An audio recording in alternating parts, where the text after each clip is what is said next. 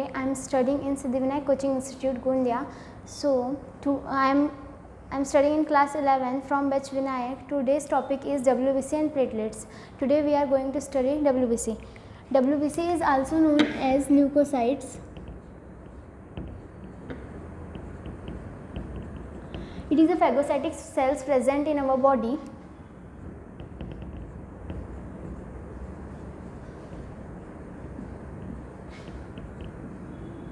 WBCs have nucleus in their cells, hence they are called as nucleated cells.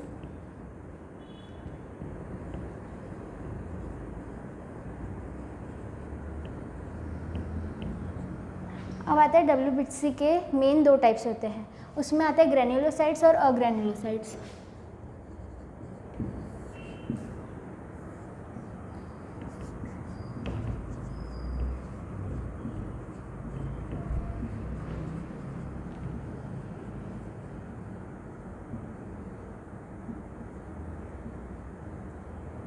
Granulocytes is further divided into 3 types, that is eosinophils या फिर हम उसको acidophils भी बोल सकते हैं, बेसोफिल्स और न्यूट्रोफिल्स।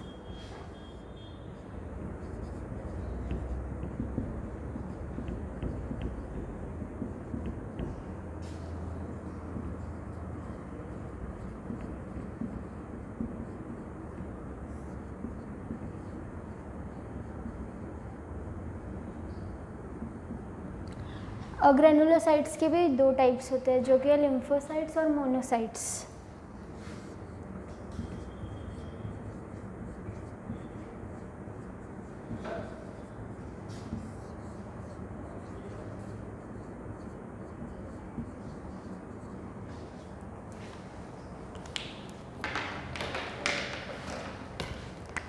अब जो इओसिनोफिल्स है उसको हम एसिडोफिल्स भी बोल सकते हैं।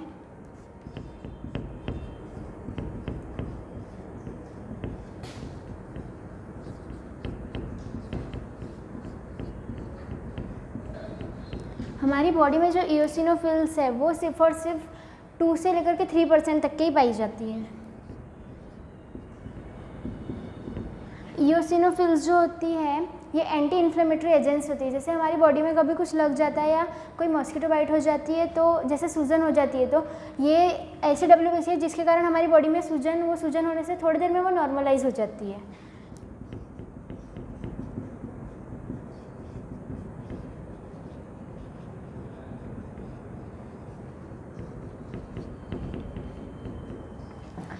इओसिनोफिल्स को हम जो एसिड डाइज होते हैं उनसे स्टेन कर सकते हैं।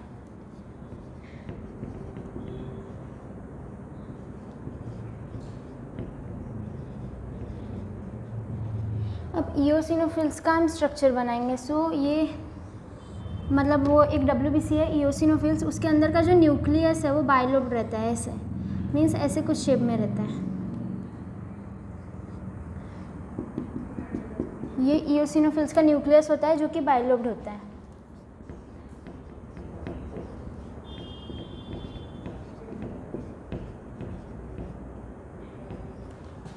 अब आता है बेसोफिल्स। हमारी बॉडी में जो सबसे कम पाई जाने वाली WBC होती है वो बेसोफिल्स होती है। हमारी बॉडी में सिर्फ और सिर्फ 0.5 to 1% पाई जाती है। और इसका जो न्यूक्लियस है मतलब कि ये ऐसा, इसका जो न्यूक्लियस है वो कुछ ऐसा रहता है, एस शेप्ड, या फिर हम इसको ट्विस्टेड न्यूक्लियस भी बोल सकते हैं। एस शेप्ड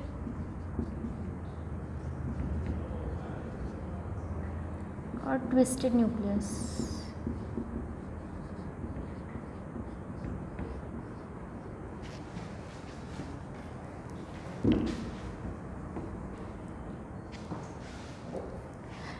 इसमें ये जो होती है इन्फ्लेमेटरी एजेंट्स होती है, जो मतलब ये एंटी इन्फ्लेमेटरी होती है, जो जिसके कारण सूजन हमारी बॉडी से थोड़ी देर बाद नॉर्मलाइज हो जाती है। ये वो WBC है जिसके कारण हमारी बॉडी में सूजन आती है।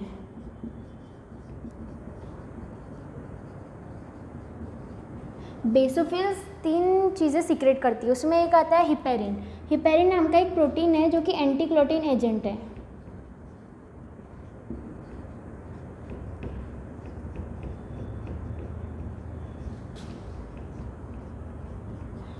फिर ये और एक चीज़ सीक्रेट करती है जो कि है सेरोटोनिन, जो कि एक न्यूरोट्रांसमीटर है। हमारी बॉडी में जितने भी न्यूरॉन्स ट्रांसमिट होती है, मतलब पूरी जो भी चीज़ें रहती है वो हमारी बॉडी में जो ट्रांसमिट होती है वो इसके कारण होती है।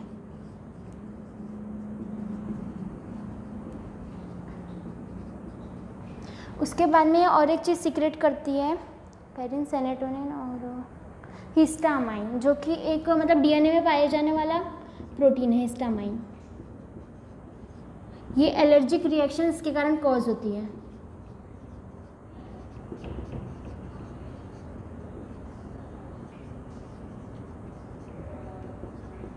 फिर आती है हमारे पास न्यूट्रोफिल्स।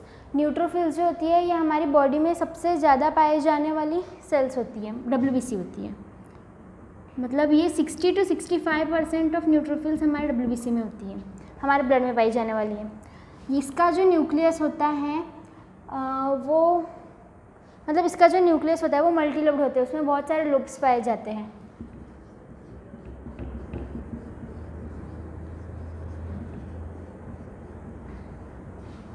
फिर अब ये जो न्यूट्रोफिल्स है इसी को हम पॉलीमॉर्फोन्यूक्लियर डब्ल्यूबीसी भी बोल सकते हैं, मतलब ल्यूकोसाइट्स भी बोल सकते हैं, पॉलीमॉर्फोन्यूक्लियर ल्यूकोसाइट्स।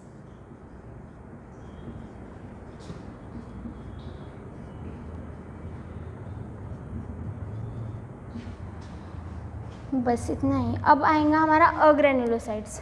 अग्रेन्युलोसाइट्स में भी आते हैं लिम्फोसाइट्स और मोनोसाइट्स। लिम्फोसाइट्स जो होते हैं ये हमारी बॉडी में, मतलब अग्रेन्युलोसाइट्स मतलब ये है कि ये ग्रेनुलर लाइक स्ट्रक्चर नहीं है, दानेदार स्ट्रक्चर नहीं होता।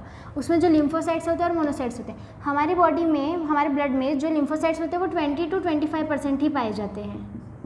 इसका जो न्यूक्लियस होता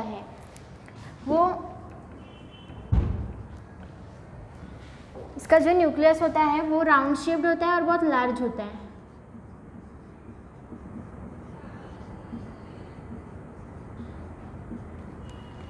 अब जो लिम्फोसाइट्स है मीन्स ये कुछ ऐसी दिखती है, यहाँ पे इसका ये न्यूक्लियस जो है ये बड़ा सा रहता है और ये जो है ये उसकी मतलब लिम्फोसाइट्स है। अब इसके भी लिम्फोसाइट्स के दो टाइप हैं।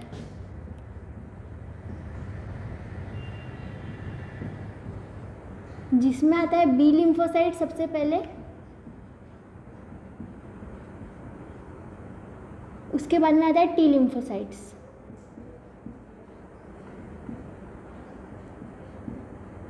बी लिम्फोसाइट्स जो होते हैं हमारी बॉडी में जितने भी इम्यून देने का, मतलब बॉडी में जितने भी इम्यून देने का काम करता है, मतलब इस सेल्स को जितने भी इम्यून देने का काम करता है वो ये करता है, इम्यूनिटी के लिए काम में आता है। और टी लिम्फोसाइट्स जो होती है ये सेल की क्लोनिंग में काम में आता है। सपोज ये एक सेल है तो इसके जैसे ही अदर सेल्स बनाने की प्रोसेस को हम क्लोनिंग बोलेंगे, तो ये वैसे ही 2-3 सेल्स फॉर्म कर सकते हैं, इसी को हम क्लोनिंग बोलेंगे। फिर आता है मोनोसाइट्स। मोनोसाइट्स जो होती है हमारी बॉडी में सबसे ज़्यादा पाए जाने, मतलब कि जो लार्जेस्ट डब्ल्यूबीसी होती है वो मोनोसाइट्स होती है, ये है 6 to 8%। इसका जो न्यूक्लियस होता है मोनोसाइट्स का ये किडनी शेप्ड होता है, या फिर हम ये भी बोल सकते हैं मतलब किडनी शेप्ड मतलब कि बीन शेप्ड भी हो सकता है। जैसे हमारी किडनी बीन शेप्ड होती है तो ये भी बोल सकते हैं कि ये बीन शेप्ड होता है। और ये फैगोसाइटिक सेल्स है।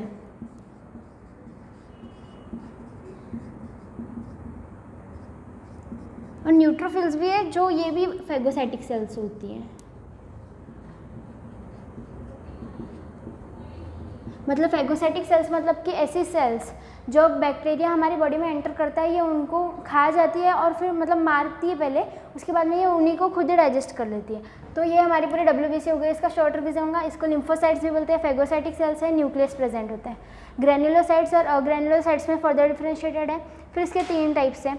इओसिनोफिल जिसको हम एसिडोफिल्स भी बोल सकते हैं, 2 to 3% होती है, एंटी इन्फ्लेमेटरी है, एसिड डाइस से स्टेन कर सकते हैं। उसका जो न्यूक्लियस होता है ये बायलोब्ड होता है कुछ इस स्ट्रक्चर में। बेसोफिल्स 0.5 से 1% सबसे कम पाई जाने वाली, एस शेप्ड या फिर ट्विस्टेड न्यूक्लियस बोल सकते हैं। इन्फ्लेमेटरी ये होता है, ये 3 टाइप की चीज़ें सीक्रेट करता है। हेपेरिन जो कि एंटी क्लॉटिंग एजेंट है, जो कि क्लॉटिंग करने से मतलब बचाता है। सेरोटोनिन जो कि न्यूरोट्रांसमीटर्स है। हिस्टामाइन जो कि डीएनए में पाया जाता है, इसके कारण एलर्जिक रिएक्शंस होती है। न्यूट्रोफिल सबसे ज़्यादा पाई जाती है, 60 to 65%। मल्टीलोब्ड होता है। पॉलीमॉर्फो न्यूक्लियर ल्यूकोसाइट्स भी बोल सकते हैं इसको।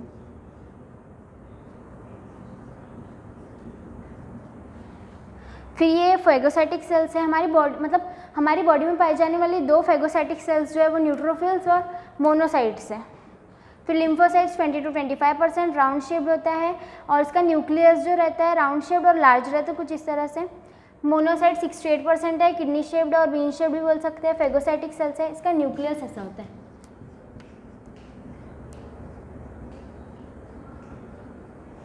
अब आता है हमारे पास प्लेटलेट्स। हाँ, और एक चीज़, जब WBC हमारी बॉडी में ज़्यादा हो जाती है, हम तो उसको WBC एक्सेस हो जाती है हमारी बॉडी में, तो हम उसको ल्यूकोसाइटोसिस बोलते हैं। और जब उसकी डेफिशिएंसी हो जाती है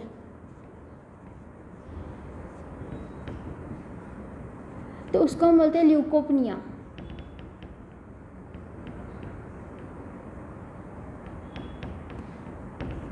इसको हम बोलेंगे ल्यूकोपनिया। उसके बाद में मतलब WBC जो रहती है, सपोज़ कभी कभी बहुत सारे लोगों को ब्लड कैंसर हो जाता है जिसको हम बोलते हैं ल्यूकेमिया। ये कैसे होता है, जब हमारी बॉडी में जो WBC रहती है, इमेच्योर WBC बढ़ जाती है, तो क्या होता है, जो मैच्योर हमारी बॉडी की नॉर्मल सेल्स रहती है उसकी जगह पे ये जो इमेच्योर WBC रहती है ये बढ़ जाती है। उसके कारण ल्यूकेमिया नाम की एक डिसीज़ होती है जो कि ब्लड कैंसर कहा जा सकता है उसको। तो ये इमेच्योर WBC जब बढ़ जाती है तब होती है। इसके मतलब बहुत सारे क्योर है, जैसे कि हम रेडियल थेरेपी से करा सकते हैं, कीमोथेरेपी से करा सकते हैं, हम ब्लड प्लाज्मा का ट्रांसप्लांट करा करके भी ये ल्यूकेमिया डिसीज़ को हरा सकते हैं या फिर क्योर कर सकते हैं। अब आता है प्लेटलेट्स।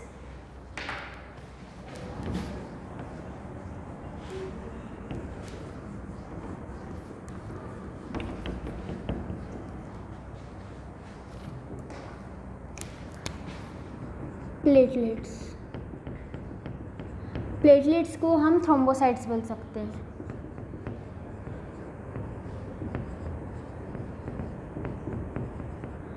प्लेटलेट्स हमारी बॉडी में 1.5 लाख से लेकर के 3.5 लाख तक के प्लेटलेट्स प्रेजेंट होती हैं। 1.5 लाख to 3.5 लाख इतनी पाई जाती है। प्लेटलेट्स जो होती है इसके कारण क्लॉटिंग होती है। हमारी जो ब्लड की क्लॉटिंग होती है ये प्लेटलेट्स के कारण होती है। इसमें मेन फंक्शन प्लेटलेट्स करती है।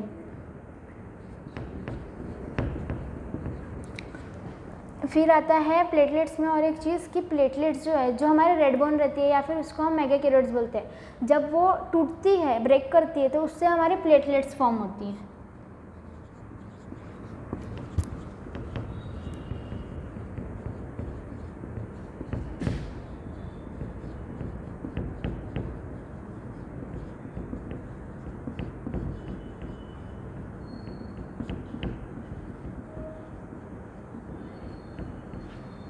जो प्लेटलेट्स रहती है हमारी बॉडी में, समझ लो यहाँ पे किसी को लगा है, ये कोई ऐसी जगह है, किसी की बॉडी का ऐसा पार्ट है जहाँ पे कुछ लगा हुआ है, तो यहाँ पे क्या होता है कि जो ब्लड होता है वो क्लॉट हो जाता है। हमारी बॉडी का जितना भी ब्लड होता है वो यहाँ पे जमा हो जाता है। वो जमा होता है तो ब्लड क्लॉटिंग हो जाती है, समझ लो। तो वो ब्लड क्लॉटिंग होती है तो उसके बाद में क्या होता है, जो यहाँ की पूरी प्लेटलेट्स रहती है वो यहाँ पर जमा हो जाती है। जब पूरे ब्लड सेल्स यहाँ पर जमा होती है तो ये सीक्रेट करते हैं एक थ्रोम्बोकाइनेज नाम का एंजाइम।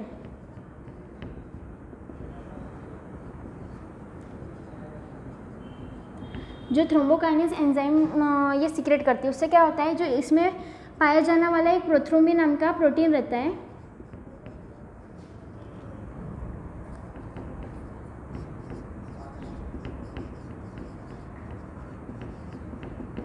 जो कि इनएक्टिव फॉर्म में रहता है, वो ये थ्रोम्बोकाइनेज एंजाइम के कारण थ्रोम्बिन में कन्वर्ट हो जाता है। फिर जो थ्रोम्बिन रहता है, इस थ्रोम्बिन के कारण एक फाइब्रिनोजिन नाम का प्रोटीन रहता है, वो कन्वर्ट हो जाता है फाइब्रिन में, due to which it is due to the presence of thrombin के कारण। और इसके बाद में मतलब जो धीरे फिर ये जो फाइब्रिन रहता है ये एक थ्रेड लाइक स्ट्रक्चर है, जिसके कारण यहाँ का जो जिस जगह पे लगा हुआ रहता है बाकी जो सेल्स रहती है वो धीरे धीरे हील होने लग जाती हैं। और हम बोल सकते हैं प्लेटलेट्स का जो शेप है वो बाय कॉन्वेक्स है, ऐसा मीन्स ऐसा, ये बाय कॉन्वेक्स जो है प्लेटलेट्स का इसका शेप है, बाय कॉन्वेक्स। और दो तीन पॉइंट्स है WBC के।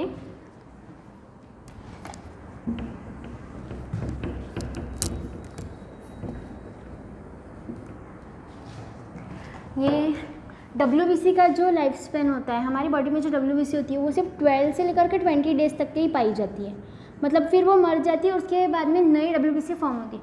WBC का जो शेप होता है वो अमीबॉइड होता है, मतलब अमीबा के शेप का होता है। फिर जो WBC होती है ये, थैंक यू।